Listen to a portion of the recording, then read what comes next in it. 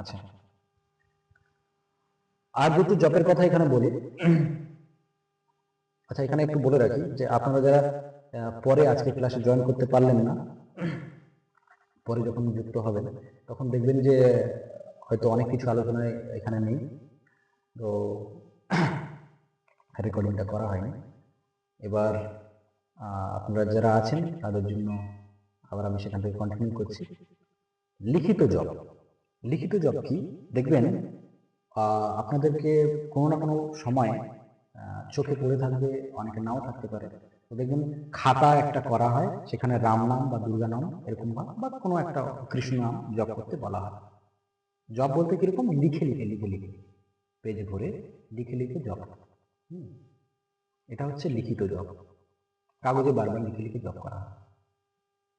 তারপর অনেকে কি করেন, এটা হয় কোনো ওই দেবীর মন্দিরে জমা করেন অথবা গঙ্গায় ভাসিয়ে দেন, এই করা হয়।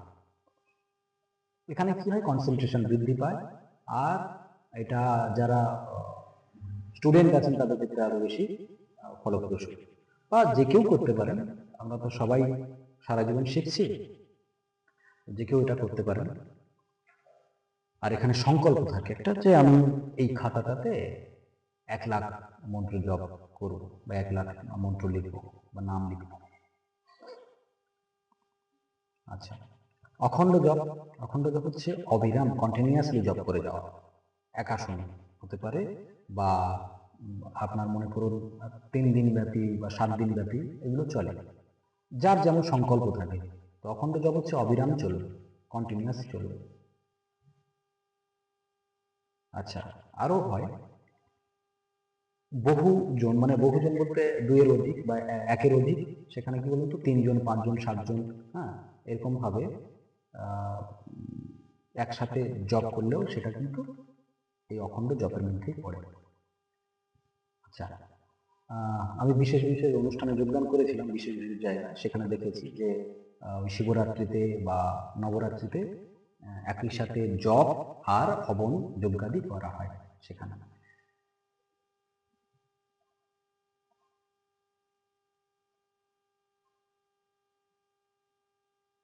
আচ্ছা, এখানে কিছু জপের নিয়ম বলে দিই।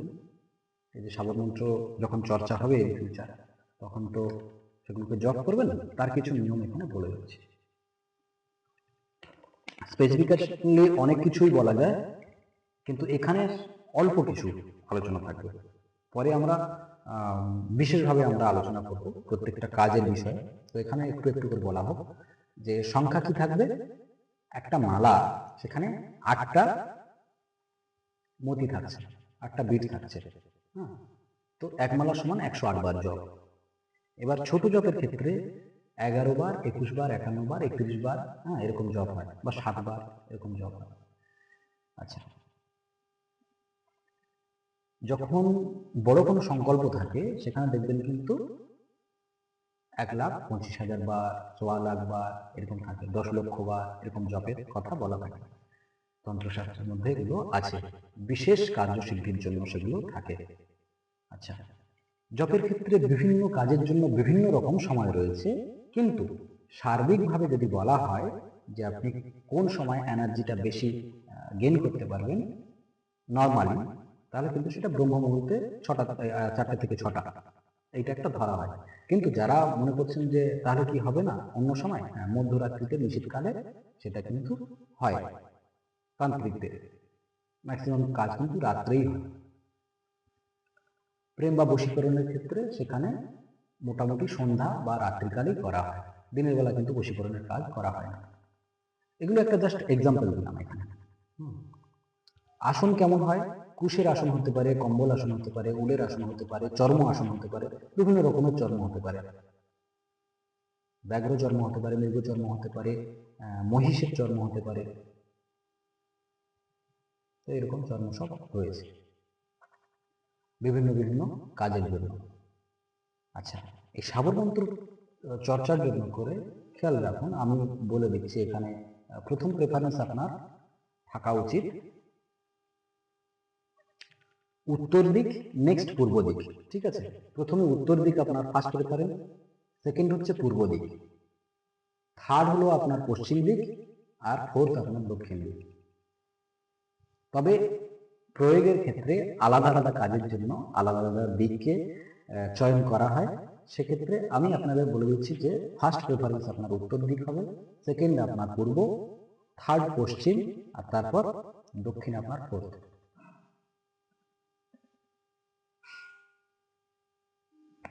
আচ্ছা, বিশেষ কিছু প্রক্রিয়া যেখানে আপনি জপের আগে আপনার পালন করতে হবে, সেটা কি? এক তো শুদ্ধ হয়ে বসতে হবে। আচ্ছা, স্নান করে নির্জন স্থান হতে হবে। অবশ্যই আপনি প্রার্থনা করবেন গুরুর উদ্দেশ্যে, আপনার ইষ্ট দেবতার উদ্দেশ্যে আপনি ধ্যান করে নেবেন। যেমন করে প্রথমে আমরা গুরু মন্ত্র উচ্চারণ করলাম। শাবরের ক্ষেত্রে কিন্তু আলাদা গুরু মন্ত্র রয়েছে, সেটা কিন্তু আপনাদের প্রোভাইড করা হবে, ফুল পদ্ধতি প্রোভাইড করা হবে। এক মিনিট।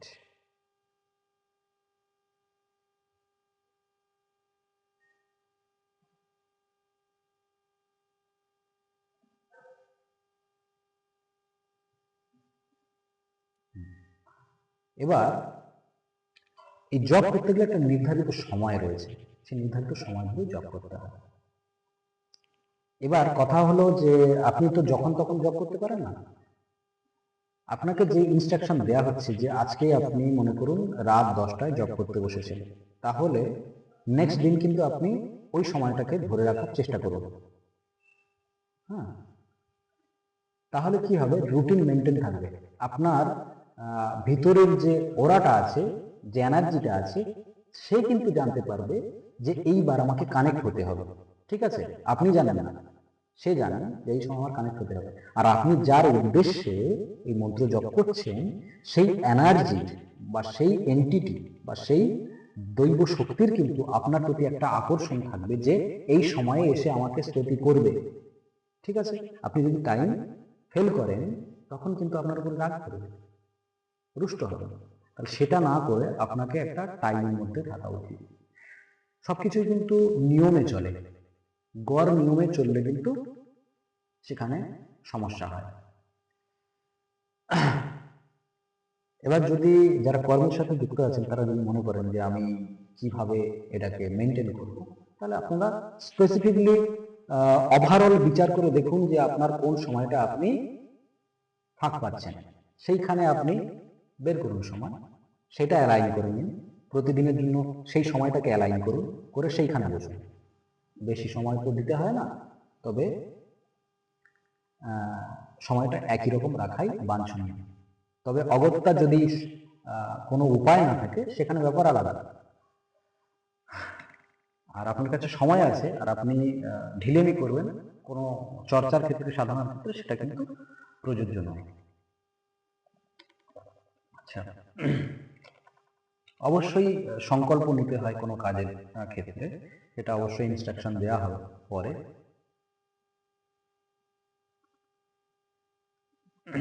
আচ্ছা, আপনাদের অনেকের মনে হতে পারে যে গুরু ছাড়া আমরা কি চর্চা করতে পারবো, মানে গুরু দীক্ষা ছাড়া? গুরু দীক্ষা ছাড়া দেখুন, বহু অনেক গুপ্ত সাধক আছেন যাদের অনেকের অনেক কিছু লাভ হয়েছে গুরু সান্নিধ্য ছাড়াই। তার কারণগুলো কি, সেখানে কি শর্ত ছিল? শর্ত হলো প্রথমত পূর্বজন্মের সাধনার ফল। যদি মনে করুন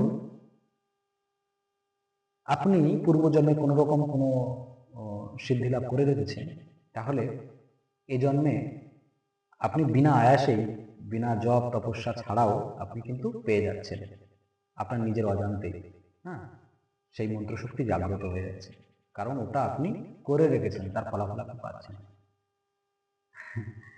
যেমন করে আমাদের বলা হয় যে কোনো রকম কোনো বিপদে পড়লে বলা হয় যে আমরা কর্মফল ভোগ করছি, অর্থাৎ হতেও পারে যে কোনো রকম কোনো কুকর্ম দুষ্কর্ম আমরা করে রেখেছি পাস্ট লাইফে, তাই সেটা রিকল হচ্ছে আমাদের সাথে।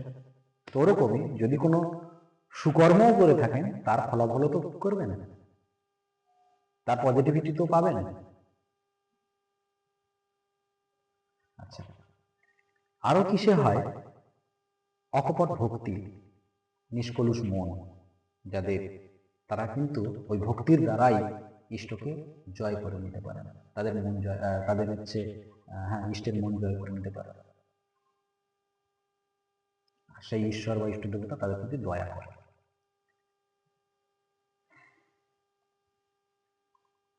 আচ্ছা, অনেক ক্ষেত্রে হয় দেখবেন স্বপ্নে অনেকে মন্ত্র পান। কেমন ভাবে? ওই ইষ্ট দেবতা কি করেন? গুরু রূপে, ইষ্ট দেবতা গুরু রূপে দান করেন, অনেক কিছুই দান করেন। সে মন্ত্র হতে পারে, যন্ত্র হতে পারে, তান্ত্রিক প্রক্রিয়া হতে পারে, দান করেন। আর সেটা করার পরে সেই ব্যক্তিটির পথ খুলে যায়, অটোমেটিক্যালি সেই চর্চার পথ খুলে যায়। আচ্ছা,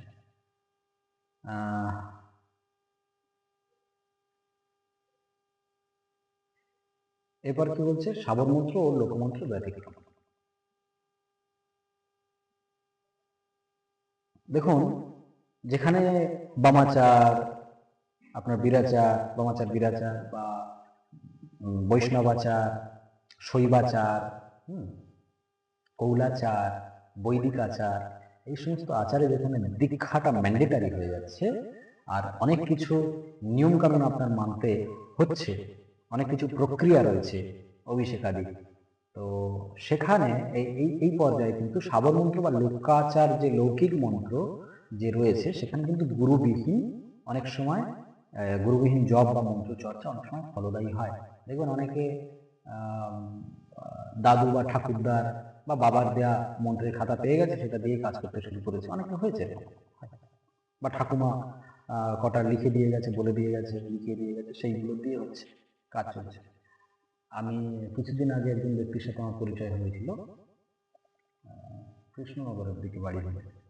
উনি এসেছিলেন, ওর বয়স মোটামুটি 60-এর কাছাকাছি হবে। উনি বললেন যে আমার কাজকর্ম আগের থেকে বন্ধ হয়ে গেছে। আমি ওনাকে লজিক্যালি বললাম যে দেখুন, এক তো আপনার কাজকর্ম যদি হঠাৎ বন্ধ হয়ে যায়, কতদিন বন্ধ হয়েছে? বলছেন যে 1-1.5 মাস হলো বন্ধ হয়েছে, তার আগে কাজ হচ্ছিল ওনার কাছে। তাহলে এমন তো নয় যে উনি ভক্তিতে কমই রাখছেন, এরকম নয়। ভক্তি ঠিক আছে, ভক্তির জায়গা বোঝা যায় মানুষকে দেখলে। হতে পারে মনের দিক থেকে কিছু রকম সমস্যা থাকতে পারে, সেটা আলাদা কথা। এবার এক্সেপশনালি কি হচ্ছে যে বাইরের থেকে কেউ ফোর্সফুলি তার ক্ষতি করার চেষ্টা করছে, তার আসন বন্ধ করে দেওয়ার চেষ্টা করছে, বা দিয়েওছে তাই কাজ হচ্ছে না, বা বন্ধন লাগিয়ে দিয়েছে এমন। তো সেক্ষেত্রে আমি ওনাকে বলে দিলাম যে কিভাবে পদ্ধতিতে ওনার গৃহ রক্ষা করবেন বা ওনার দেহ রক্ষা, এছাড়াও বিশেষ কিছু পদ্ধতি দিয়ে দিলাম যার দ্বারা উনি ওটা থেকে করবেন। পরে আর আমি রেসপন্স পাইনি ওনার থেকে, উনি আমার সাথে দেখা করে গেছেন আর কথাবার্তা হয়নি, কিন্তু যে সিমটমগুলো আমি বললাম উনি সেগুলো বললেন যে হ্যাঁ এগুলো আমার সাথে হয় বা হয়েছে, বা আমি যে কারণগুলো ওনার সামনে তুলে ধরলাম উনি বললেন যে হ্যাঁ। তারপরে আমি ওনাকে কিছু পদ্ধতি দিয়ে দিলাম। যাই হোক, এটা অনেকের ক্ষেত্রে হতে পারে। আর যারা এই অকাল্টের মধ্যে আসছেন, কম বেশি সবারই এনিমি তৈরি হবে, না চাইলেও হবে। আর যারা আসছেন, এসে গেছেন অলরেডি, এনিমি পরেশান করছে বলেই এসছেন, যে কোনো না যে কোনো ভাবে আপনারা পরেশান হয়ে এসছেন। যাই হোক, নেক্সট একটা আলোচনা করব, সেটা হলো আপনারা যারা এই অকাল্টে চর্চা করতে এসছেন, তারা যারা জ্যোতিষ চর্চা করেন অলরেডি,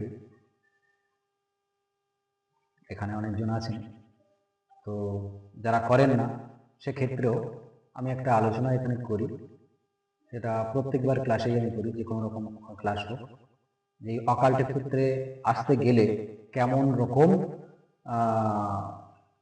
সংযোগ থাকা দরকার আছে তার কয়েকটা সূত্র আমি বলি এখানে। এটা হচ্ছে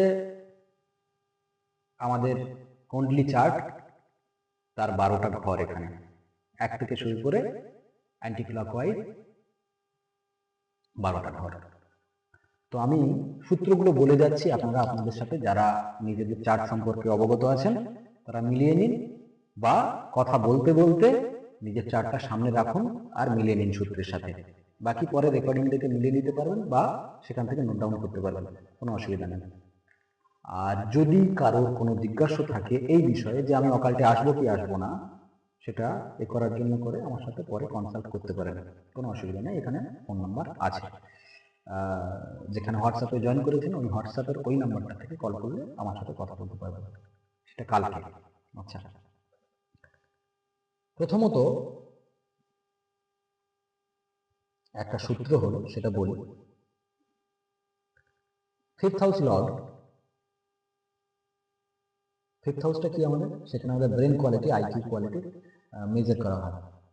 আর এই যে অকাল্ট সায়েন্স, সেটা কি, সেটা হলো এই 8th হাউস থেকে, যেখানে 8 সংখ্যা লেখা আছে, এটা অ্যাকচুয়ালি ঘর সংখ্যা লেখা আছে, তো 8th হাউস থেকে গণনা করা হয়। এবার ফিফথ হাউস শুধু ব্রেন নয়, এখানে এডুকেশনও রয়েছে। তাহলে আমাদের বিদ্যা কোথায়, এই অকাল্টের বিদ্যা কোথায়, 8 নম্বর ঘরে, আর ফিফথ হাউস কি হচ্ছে, এডুকেশন। তাহলে এটার ইন্টারকানেকশন থাকতে হবে।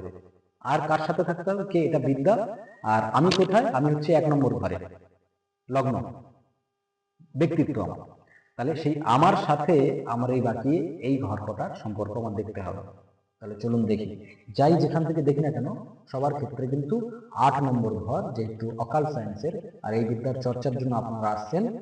তন্ত্র চর্চা হতে পারে, জ্যোতিষ চর্চা হতে পারে, বাস্তু চর্চা হতে পারে, ম্যাজিক হতে পারে, হিলিং হতে পারে, ট্যারোট কার্ড হতে পারে, যা খুশি অকাল্টের সাথে জড়িত যা আছে, সবার ক্ষেত্রে 8 নম্বর ঘরটা আমরা বারবারই দেখব। কি সূত্র, যদি 8th হাউসের লর্ড গিয়ে, মনে করুন কালপুরুষের এটা কুণ্ডলী, প্রথমে মেষ রাশি, আর 8 নম্বর ঘরে 8 নম্বর রাশি বৃশ্চিক রাশি, বৃশ্চিক রাশির লর্ড যদি মঙ্গল মনে করুন 5th হাউসে গিয়ে বসে আছে, তাহলে কিন্তু আপনি একটা স্ট্রং কানেকশন পাচ্ছেন যে আপনি তন্ত্র চর্চা করবেন। এটাকে স্যাপ করে দিন যে 5th হাউসের লর্ড 8th হাউসে বসে আছে, তাহলে এটাও কিন্তু একটা স্ট্রং কানেকশন এই বিদ্যা চর্চা করা। অন্যান্য বিচার এখানে বিবেচনা করতে যাবেন না, এখানে শুধু এই বিদ্যার জন্য করে এই সূত্রগুলো আমি অবতারণা করছি। আবার 8th হাউসের লর্ড যদি 10th হাউসে গিয়ে বসে, এখানে পেনটা নেন,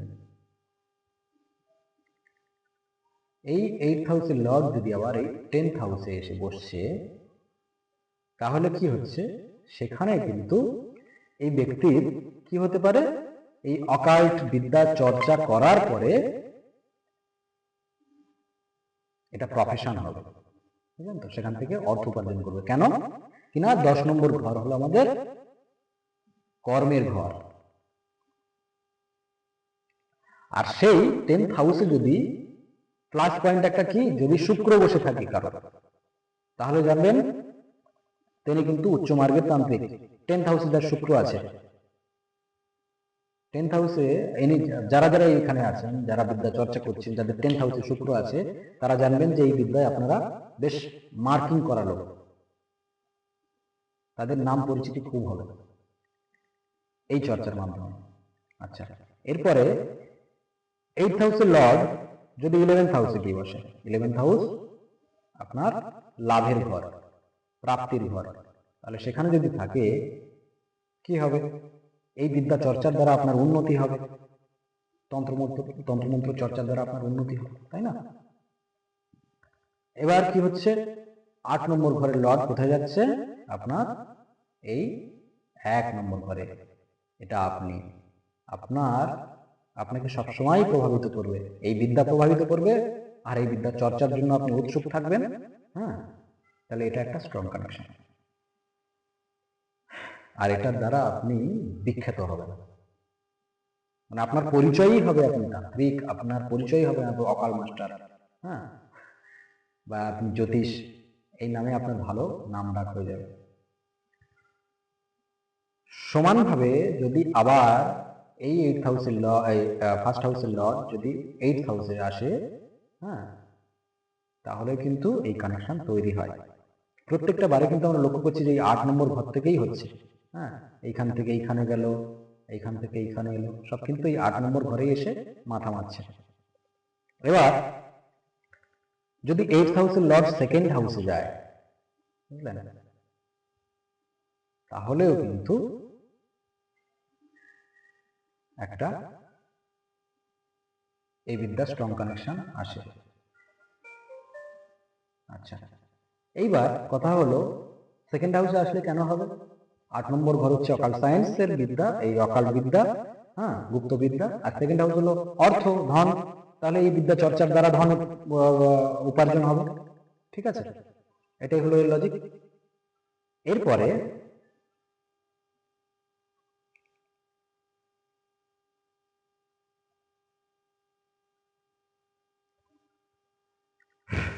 এইট হাউসের লর্ড যদি থার্ড হাউসে আসে, এই 8th হাউসের লর্ড এখানে আসছে থার্ড হাউসে।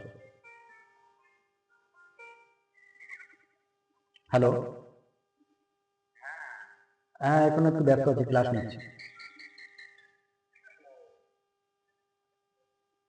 আচ্ছা, এবার থার্ড হাউস কি? আমাদের স্কিল।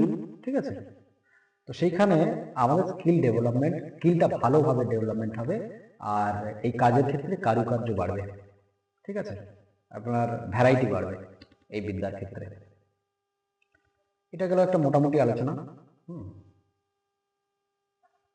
এবার এতক্ষণে আপনারা মিলিয়ে টিলিয়ে নিয়েছেন আপনাদের ক্ষেত্রে। আর আরেকটা বিষয় বলি, যেটা হচ্ছে অনেকের এরকম মনে হয় যে যারা স্পেশালি জ্যোতিষ চর্চা করছেন তাদের ক্ষেত্রে এটা হয় যে আমরা এরকম অনেক জ্যোতিষকে দেখেছি যারা চার্ট দেখছেন কিন্তু তাছাড়াও কিছু কথা এমন বলে দিচ্ছেন যে যেটা চার্ট দেখে নয়, অথচ হুবহু এক্স্যাক্ট মিলে যাচ্ছে তার কথাটা, ইন ফিউচার সেটা ফলিত হচ্ছে। তাহলে কি মনে হয় না যেন বাক সিদ্ধি, বাণীটা যেন একেবারে সিদ্ধ, তাই না? তাহলে বাণীর ঘর কোনটা? Second house. আমরা দেখব বাক সিদ্ধি যোগ কার কার আছে, আপনারা মিলিয়ে নেবেন। এক্ষেত্রে বহু রকম বহু আলোচনা থাকতে পারে, অনেক মতভেদ থাকতে পারে, সেখানে আমি মাথা গলাবো না। ওরকম কোনো ইচ্ছাই নেই কোনো দ্বন্দ্বে। শুধুমাত্র জেনারেল কটা সূত্র আমরা আলোচনা করব। কি সেটা? যেহেতু সেকেন্ড হাউস আমাদের বাণীর ঘর, সেই সেকেন্ড হাউসের লর্ড যদি 8th হাউসে গিয়ে বসে, তাহলে একটা এই অকাল্ট সায়েন্সের ক্ষেত্রে বাক সিদ্ধির প্রবণতা বৃদ্ধি পায়, বাক সিদ্ধি প্রাপ্তি হয়। 8th হাউসের লর্ড যদি আবার সেকেন্ড হাউসে থাকে, ধন প্রাপ্তি তো হয়ই, সাথে বাক সিদ্ধিও হয়। আরেকটা জিনিস, সেকেন্ড হাউসের লর্ড যদি আবার 12 হাউসে থাকে, এই সেম কন্ডিশন তৈরি হয়, বাক সিদ্ধি হয়। তবে ওই ব্যক্তির দ্বারা কিন্তু ওই বাক সিদ্ধিতে মানুষের ক্ষতি হওয়ার চান্স থাকে।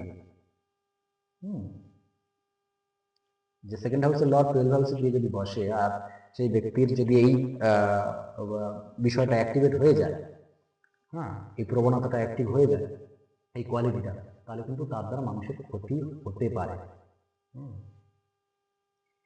চেনা জানার মধ্যে যদি কোনো ব্যক্তির এরকম থাকে, তাকে খাওয়াবেন না, মুখ থেকে কোথায় কি বলে দেবে আর আপনার সমস্যায় পড়ে যাবে, দরকার নেই ঘাটা দেয়া।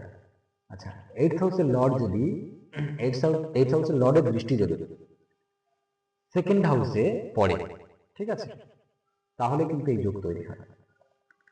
আর 12 হাউসের লর্ডের যদি দৃষ্টি সেকেন্ড হাউসে পড়ে, তাহলে কিন্তু এই যোগ তৈরি হয়। এগুলো ছাড়া, এই যে এতক্ষণ বললাম, এই ছাড়াও কিন্তু বাকসিদ্ধির আরো যোগ রয়েছে।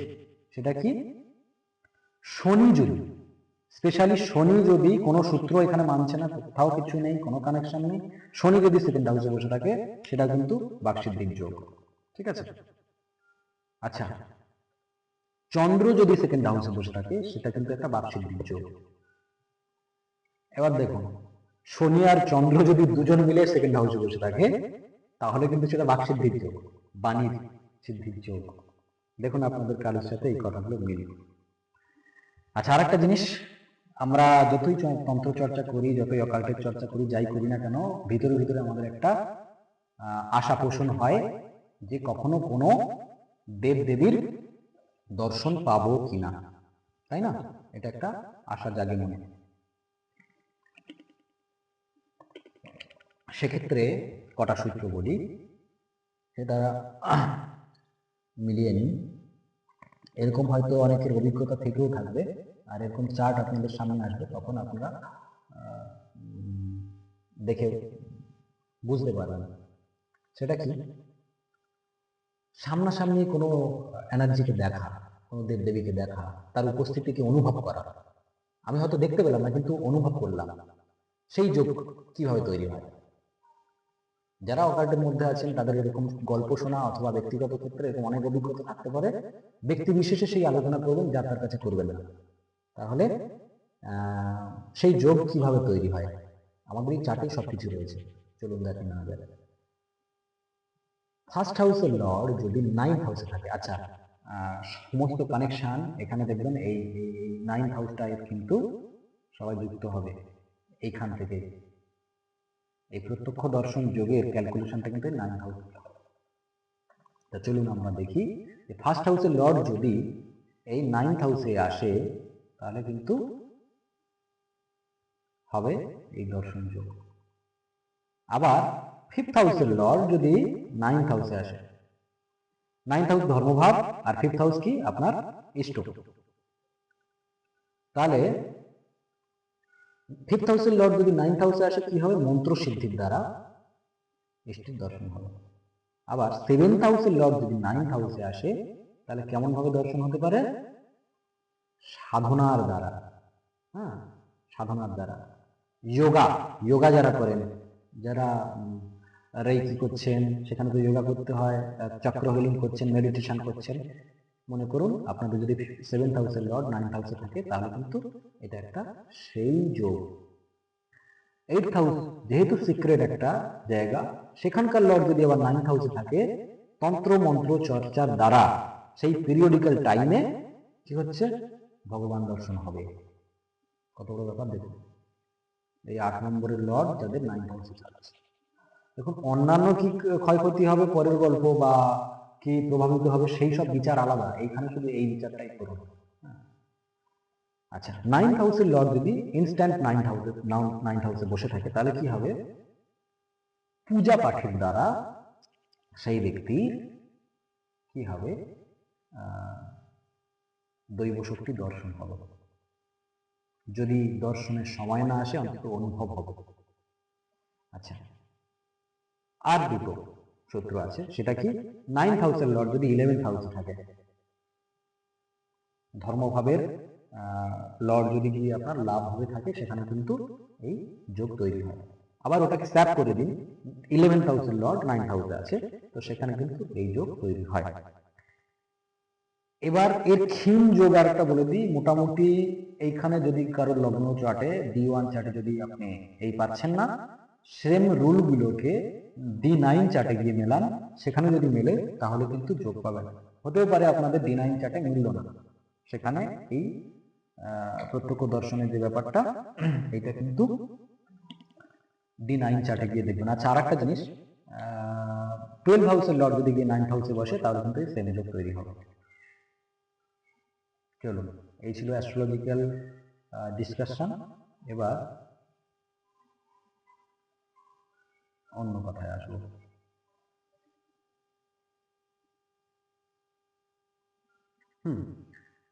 এবার বলি যে এরপরে এটা তো ধরুন ইন্ট্রো কথা, কিছু কথা বললাম ইন্ট্রোডাকশন, সেখানে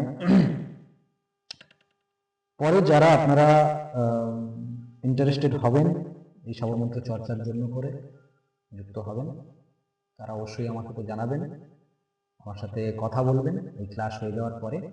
এবার সেখানে কি কি জিনিস আপনারা শিখতে পারবেন তার একটা ছোট্ট একটা ইয়ে দিই। এখানে অনেক কিছুই পাবেন, ঠিক আছে, অনেক কিছুই পাবেন, কিন্তু আমি একটা অল্প কটা ইয়ে দিয়ে রাখি, হ্যাঁ, ওভারলুক দিয়ে রাখি। সেগুলো কি?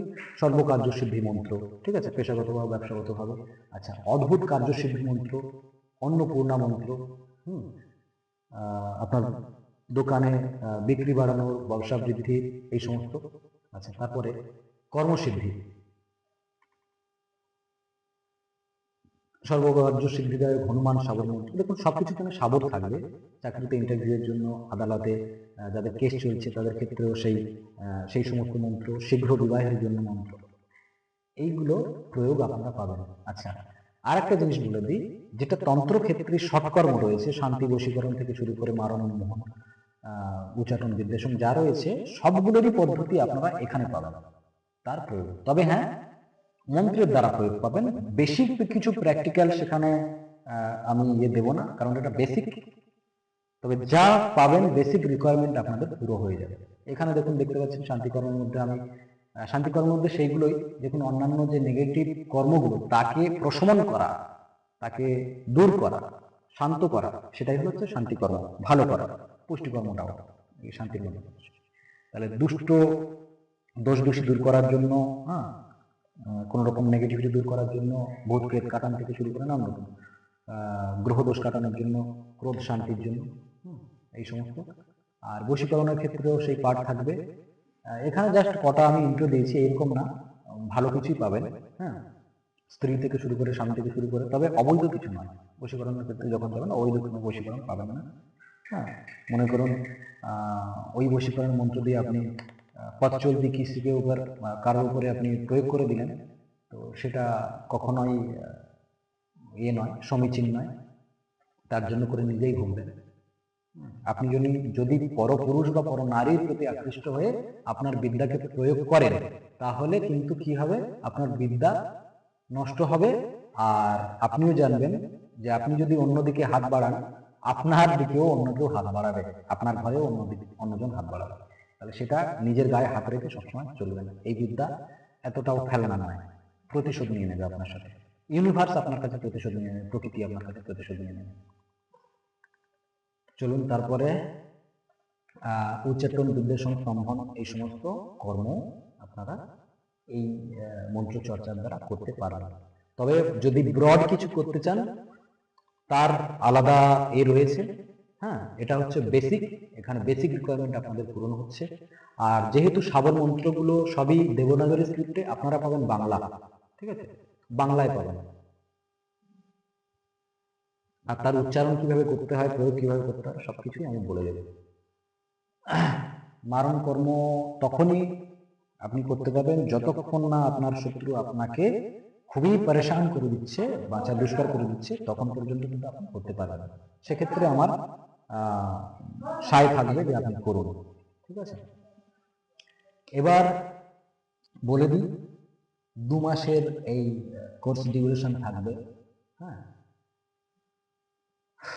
আর সেখানে সপ্তাহে একটা করে ক্লাস হবে।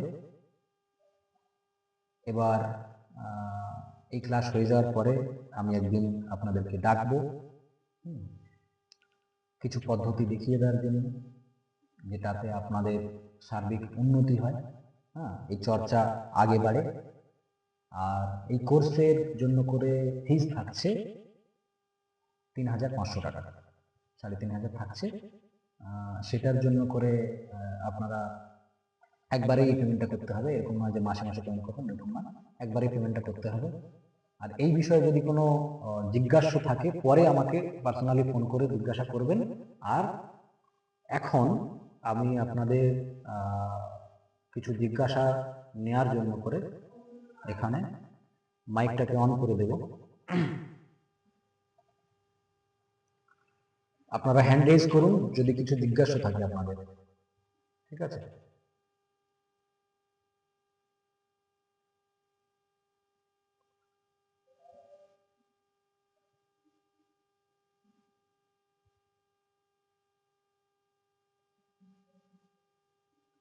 আপনাদের যদি কোনো প্রশ্ন থাকে আমাকে প্রশ্ন করতে পারেন।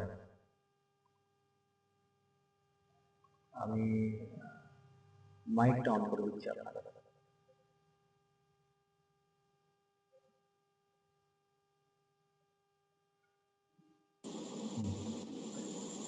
মাইক অন করে দিলাম, যদি কোনো প্রশ্ন থাকে করতে পারেন। বাবা জয়গুরু জয় মা, প্রণাম নেবেন। একটা প্রশ্ন ছিল।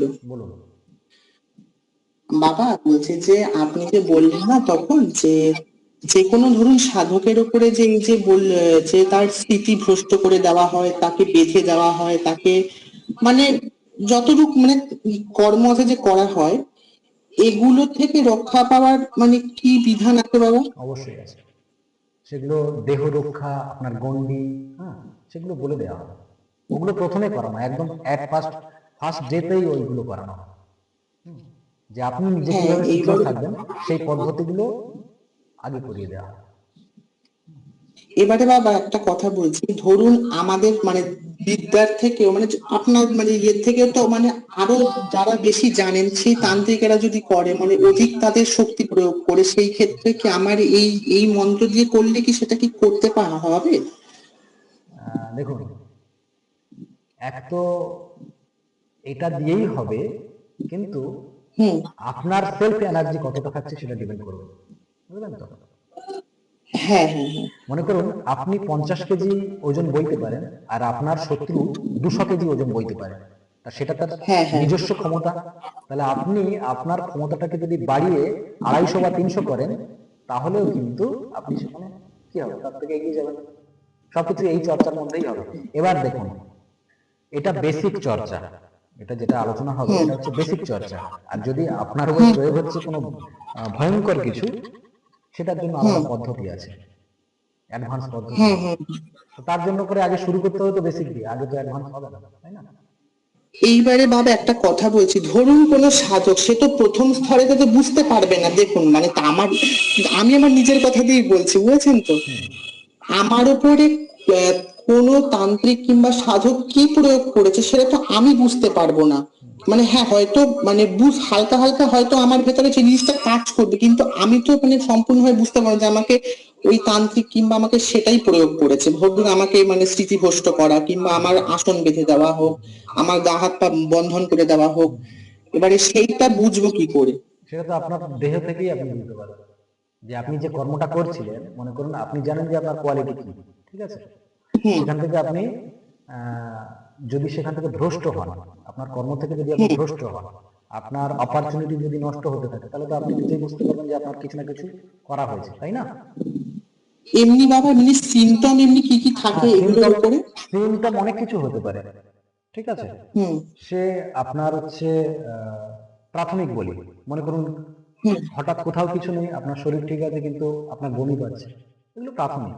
হ্যাঁ, হুম, গা হুম, গুলাচ্ছে, বমি পাচ্ছে, অরুচি চলে এসছে, হ্যাঁ, কোনো খাবারই খেতে ইচ্ছে করছে না, সারা রাত ঘুম নেই, ঘুমালে আপনার যতটুকু ঘুম হচ্ছে অশান্তির ঘুম, কেমন বলুন তো?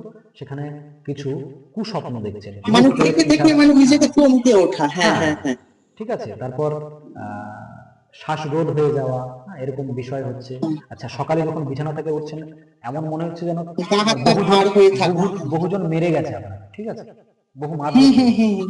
এরকম। একদম, একদম। আরো বহু কিছু হয়, যদি বাণ প্রয়োগ করা হয়, মারণ প্রয়োগ করা হয়, সেক্ষেত্রে শরীর শুকিয়ে যাওয়া, হ্যাঁ, শীর্ণ জীর্ণ হয়ে যাওয়া। আচ্ছা, যারা বিবাহিত হুম। আছেন তাদের ক্ষেত্রে দেখবেন যে লিবিডোটা সেটা ডাউন হয়ে যাওয়া। অনেকে করে, অনেক সম্পত্তির কারণে, অনেকে ঝগড়া ঝামেলা, অনেক কিছু কারণে হ্যাঁ, বিভিন্ন রকম হিংসার বিভিন্ন কারণে রকম বিভিন্ন প্রয়োগ হতে রকম পারে, হিংসা। হ্যাঁ, রক্ত শূন্য হতে পারে, হ্যাঁ, বহু কিছু প্রয়োগ হতে পারে। যাই হোক, অনেক কিছু সিমটম হয় সেটা নিজের শরীরেই বোঝা যায়, আমাদের বডিটাই হলো হ্যাঁ, হ্যাঁ। সবচেয়ে বড় ডিভাইস, সেখানে আগে হুম। বোঝা যায়, ঠিক আছে? বাবা আরেকটি প্রশ্ন ছিল, বলছি বাবা এই চালান করা হয় না যে কোনো জিনিস, সেটা যে কোনো হয়, এই চালানের মানে কিরকম ভাবে করা হয় বাবা? মানে এটা শুভ শক্তি দিয়ে করা হয় নাকি অশুভ শক্তি দিয়ে করা হয় এটা? চালান শুভ শক্তি অশুভ শক্তি সবার দ্বারাই করা যায়, শুধু কর্মের হুম, টাইটেলটা চেঞ্জ হয়ে যায়। অশুভ শক্তি দিয়েও ভালো কাজ করানো যায়, কিন্তু মানুষ হুম। নিজের স্বার্থ সিদ্ধির জন্য করে যে কাজে ব্যবহার করে, ভালো বা মন্দ, সেই রকম, ঠিক আছে? আর চালান মানে ক্রিয়াও, চালান কি হ্যাঁ, চালান ক্রিয়া সেখানে মন্ত্রও থাকে আর পদ্ধতিও থাকে, সিস্টেম থাকে, কিছু এমনি গ্রুপ বাবা আছে। চালান কি মানে কি দিনের বেলা সূর্য থাকাকালীন কি করা হয় নাকি না, এটা শুধুমাত্র রাতেই? ওর ওরকম কে কনসেপ্ট দিল আমি জানি না, ঠিক দিনের বেলা বলে ম্যাক্সিমাম এই সমস্ত তন্ত্রকর্ম রাতের বেলাতেই করা হয়, দিনের বেলা যেগুলো করা হয় সেগুলো খুব কম। তবে এর প্রয়োগ হচ্ছে রাত্রিতেই করা হয়। আর কি চালান করা হচ্ছে সেটার উপর ডিপেন্ড করে, তার পদ্ধতি ওখানে বলে দেওয়া হয় যে এই চালানের এই পদ্ধতি এই। তবে কিন্তু সেইগুলো এখানে পাবেন না, এই সাগরের ক্ষেত্রে আপনারা সেই চালানগুলো কিছুই পাবেন না, এখানে ওই সব হ্যাঁ, কিছু হ্যাঁ, নেই। না না, আমি তো নিজের জানার জন্য প্রশ্ন করলাম বাবা। এমনি এই চালানকে রোধ করারও তো পদ্ধতি আছে অবশ্যই বাবা রোধ এমনি? আছে, সেই পদ্ধতি সবই এই শান্তি কর্মের উপরে বেশি প্রেশার দিয়ে আমি বেশি থাকে, সেখানে আপনারা পেয়ে যাবেন। হুম। আচ্ছা বাবা। ধন্যবাদ, জয় মা। জয় মাতা। আচ্ছা, আর কেউ কিছু জিজ্ঞাসা আছে কারো? হ্যাঁ, নমস্কার গুরুজি, আমি একটু কথা বলতে চাই। হ্যাঁ, বলুন। হ্যাঁ গুরুজি, একটা কথা জিজ্ঞেস করছি, যদি কারোর অষ্টমপতি শনি সে সপ্তমে বসে আছে, কি হবে তাতে? ওটার অ্যাস্ট্রোলজিক্যাল প্রেডিকশন আপনাকে তো এখন দেবো না, আপনি পার্সোনালি আমার সাথে যোগাযোগ করে নেবেন। যা সূত্র ও বলে আচ্ছা দিলাম আচ্ছা সেটা হচ্ছে, যদি ওখান থেকে কালেক্ট করতে পারেন তাহলে হলো, না হলে এটা খুবই খারাপ হবে। আচ্ছা। অষ্টমপতি শনি যদি আপনার 7th হাউসে থাকে তাহলে সাংসারিক জীবন খুবই দুর্বিষহ। এটা আপনি নিজে হুম। বলুন। আর একটা বলছি, যদি কারোর দ্বাদশে মঙ্গল আর কেতু একসাথে বসে থাকে, এটা কি তার জেল হাজত সম্ভাবনা নির্দেশ করবে? অবশ্যই সম্ভাবনা থাকে। এবং আর এর এবং ডিটেলস তার আমি একটা জিনিস বলি, এখানে তো অ্যাস্ট্রোলজিক্যাল প্রেডিকশন আপনাকে আমি দেবো না। আপনি যদি এর ডিটেলস কিছু আপনার জিজ্ঞাসা থাকে আপনি কল করে কথা বলে নেবেন। আপনি যে কম্বিনেশন বলছেন আচ্ছা এটা ডেঞ্জারাস কম্বিনেশন। যাই হোক, এটাই হয়, এরকম ধরনের জিনিস হয়। আচ্ছা, এর থেকে কি বাঁচার কোনো উপায় আছে? দেখতে হবে, সেটা চার্ট দেখে বুঝতে হবে, সিচুয়েশন ডিপেন্ড করে।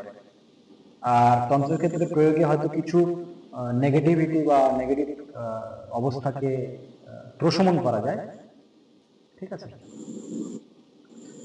মনে করুন 10টা কিল খাওয়ার কথা, আপনি 2টো কিল খেলেন বা 5টা কিল খেলেন। আচ্ছা, আর সেক্ষেত্রে লগ্নেও শনির সপ্তম দৃষ্টি রয়েছে, তাই আমি জিজ্ঞেস করলাম। আপনি হয়তো আমার কথা বুঝতে পারেন। সব বুঝেছি, কিন্তু ব্যাপারটা হচ্ছে, আর ওইটার জন্য কখন আপনাকে যোগাযোগ করা যেতে পারে? আপনার বাড়ি কোথায়? ও, আমার বাড়ি হাবড়া অশোকনগর। আচ্ছা, ঠিক আছে। আম, আপনার ভয়েস শুনে মনে হচ্ছে আমি পূর্বেও আপনার সাথে কথা বলেছি। যার না মনে হয়। আমার মনে আছে যে হয়তো আমি আগে কথা বলেছি আপনার সাথে, সেটা ফোন করলে বুঝতে পারবেন। ঠিক আছে, আর অন্য কারোর কোনো জিজ্ঞাসা আছে? হ্যালো, হ্যাঁ, বলুন। নমস্কার দাদা। নমস্কার, নমস্কার। বলছি দাদা, আপনার এই বিদ্যাগুলো আপনি কোথায় থেকে, মানে এই সাবর মন্ত্র বিষয়গুলো কোথায় থেকে পেয়েছিলেন?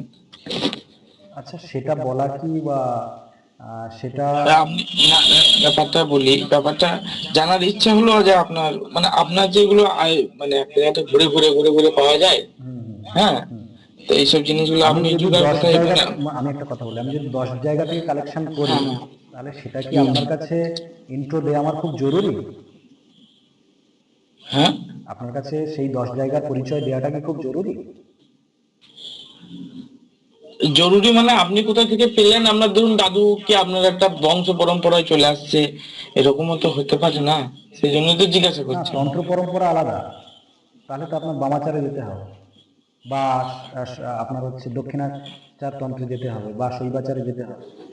আমি আমি বলে দিই, আমি মন্ত্র তো নয়, আমি আপনাকে যে সাবর মন্ত্র বিষয়গুলো বলছি, সাবর মন্ত্র তো অ্যাকচুয়ালি ফুকিরি, মানে আপনার অনেক রকমের বললেন আপনি। ফকিরি তো আমি বলিনি, শব্দটা ইউজ করিনি, ফকিরি কে বলে? আর আপনার যেগুলো বললেন না ক্যাটাগরি, যে সাবর মন্ত্রের ভাগগুলো আপনি যে বলেছিলেন, সেগুলোর কথা বলছিলাম। ওখানে ফকিরি শব্দটা কখন ইউজ করলাম আমি? ফকিরি ইউজ না করলে সাবর মন্ত্রের যে ভাগগুলো আছে না, হুম, সেগুলো কোনো ফকিরও তো ইউজ করেছে না, করেনি? আপনি বলবেন কেউই করেনি, তাই ফকির তো ইউজ বলবেন করেছে নাকি? মানে এখানে ফকিরের কোনো কথাটা আসছে ফকিরও কেন? ইউজ ফকির করেছে, কথার অর্থ কোনো কি? ভালো মানুষ। এখানে আপনি আননেসেসারি অন্য কথা আলোচনা করছেন। ফকির কথার অর্থ কি?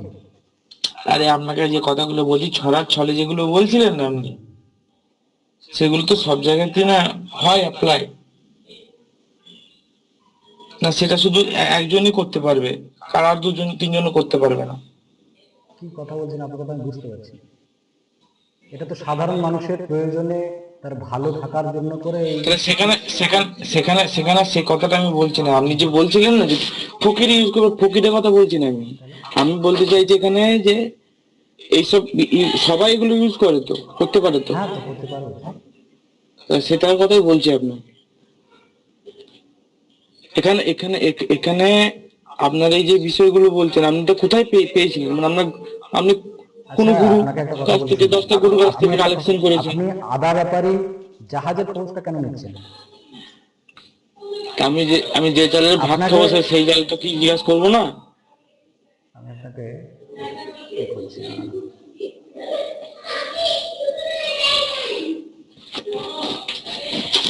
বলুন।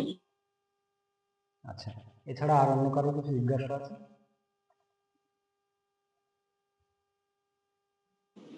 নমস্কার, নমস্কার। বলছি যে সাবর মন্ত্র, কলিযুগে তো মন্ত্র সাপোদ্ধার করতে হয়, তো সেইটার ব্যাপারটায় সাবর মন্ত্রের কি সাপোদ্ধার সম্ভব? হ্যাঁ, এবার বলি, দেখুন, আমি প্রথমেই বলেছি যে এই যে সাবর মন্ত্র, এটা কিন্তু স্বয়ংসিদ্ধ। তার কারণ, যে বৈদিক মন্ত্র ছিল সেখানে কিলিত করে দিয়েছেন মহাদেব। তার কারণ, এই মন্ত্রগুলো নিয়ে যারা দৈত্য, দানব বা রাক্ষস, তারা অপকর্ম করছিলেন, তাই না? এবার আচ্ছা, এই সাবর মন্ত্রগুলো কিন্তু কিলিত নয়, বুঝলেন তো? এখানে কিলন নেই। আচ্ছা। আর তাহলে সেভাবে কিভাবে সিদ্ধ করা যাবে মন্ত্র? সেটা তো আপনার যখন আপনি ক্লাসে আসবেন তখন বলতে হবে, হ্যাঁ? এখানে তো ঠিক পরে আছে, তো ঠিক বলবো না। ঠিক আছে, ধন্যবাদ। আচ্ছা, আর কিছু প্রশ্ন?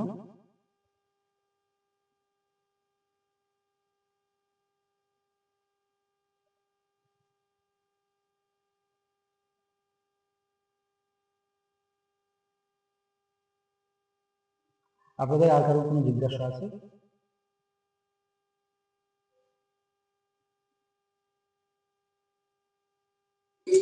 বাবা একটু প্রশ্ন ছিল, আর একটুখানি। না না না, বলছি আপনারা বাবা, না, আপনার বুঝতে পেরেছি, আপনারা না, ও অন্য হবে না, কারো, আচ্ছা ঠিক অন্য আছে। কারো।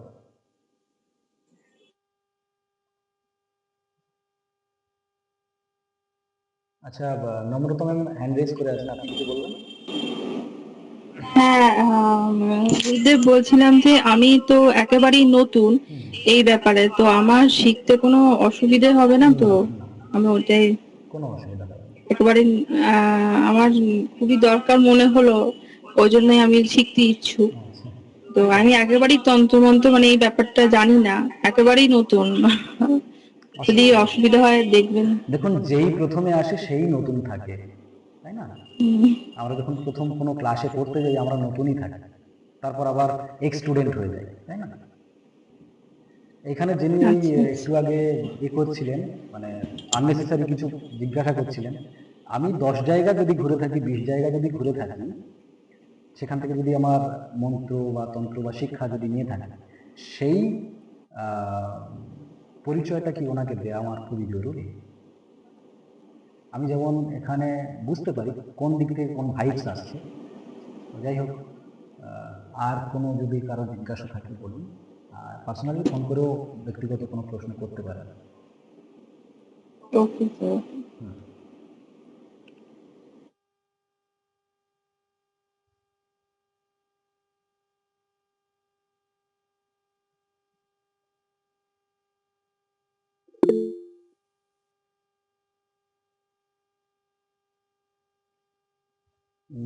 আপনি মাইক অন করে কথা বলুন। যিনি জিজ্ঞাসা করলেন না, ওই সাধনা মন্ত্র শেখানো হয় কিনা, মাইক অন করুন, কথা বলুন। কে আছেন? ত্রিনাথ ইলেকট্রনিক্স।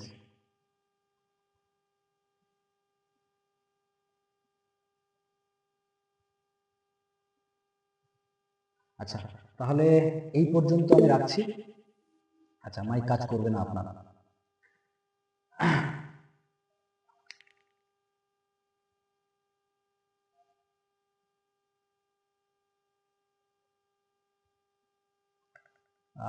আপাতত এই পর্যন্ত আমি আজকের প্রোগ্রামটা রাখছি। না, এখানে কোনো সাধনার মন্ত্র দেওয়া হয় না। ওখানে অনেক বড় বড় ব্যক্তি আছেন, দেখবেন। যার আপনি যেখান থেকে এগুলো শুনেছেন, দেখবেন সেখানে পেয়ে যাবেন। সাধনা আমি করাই না, তারা অত বড় শক্তিশালী ব্যক্তি আমি না।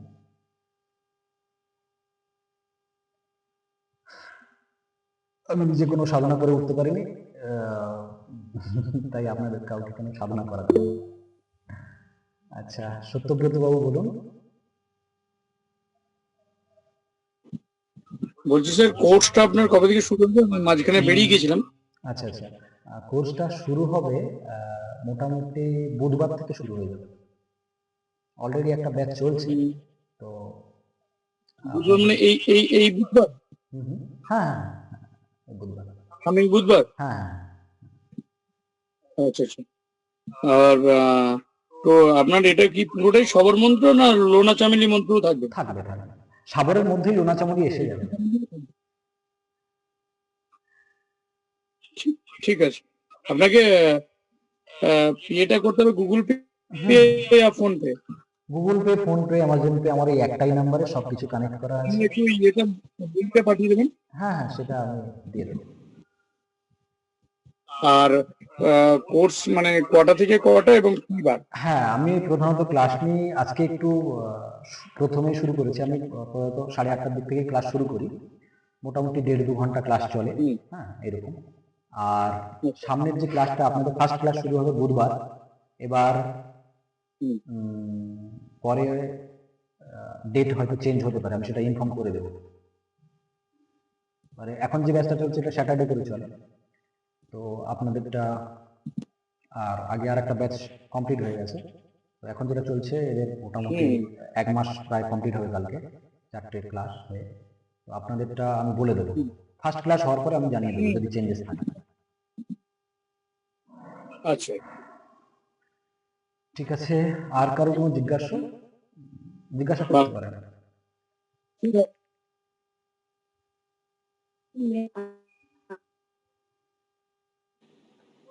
Thank you sir.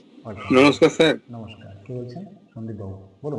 সন্দীপ বলছি, মাঝখানে একটু লাইনটা হয়ে গেছিল, কিছুক্ষণ কাজ করছিলাম, আপনি সিস্টেম থেকে বেরিয়ে গেছিলাম। আচ্ছা, তো কোর্সের ব্যাপারে তো জানা হলো না, কতদিনের কোর্স বা কি? এটা 2 মাসের কোর্স থাকছে আর প্রতি সপ্তাহে একটা করে ক্লাস।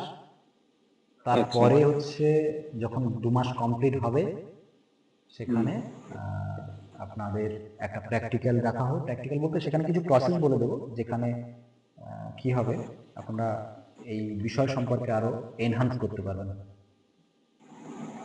চর্চাটাকে। আর ফিস থাকবে আপনার 3,500।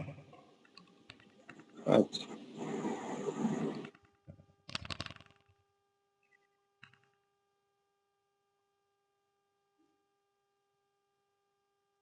আর কোনো জিজ্ঞাসা আপনাদের?